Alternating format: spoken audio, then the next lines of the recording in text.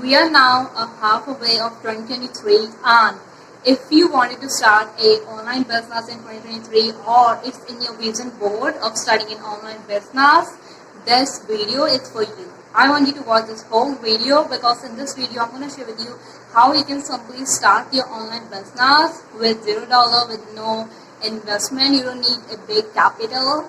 You need a clarity and time, and here I'm going to share with you step by step. So the number one thing to start your online business is simply identify your niche. It's finding out your niche, and this is not just topic where you're going to post just for a fun. This you have to really dive in deeper, because once you find out that this niche, you're going to start an online business. So what problem you're going to solve to your clients? So because when clients come to work with you, when they buy your services, when they buy your offer, they are not just buying for a fun. They are looking like they're buying for you because they know that you are the person who is going to solve their problem. So let's say I'm a social media manager, I own a social media agency. So my niche is social media marketing, social media. So the people, business owner, female entrepreneur who is a 6-figure, 7-figure business owner, they don't have time to create content or like to get visible and post content like for their brand. I'm going to do that for them. So I'm going to solve their problem because they don't have time for that. So I'm going to do that.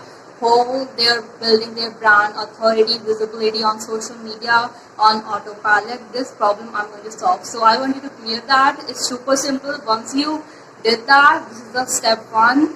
Now let's come to step two.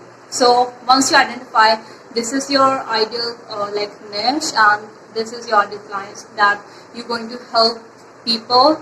Now you're going to pick any one or two social media platform that you're going to post consistently.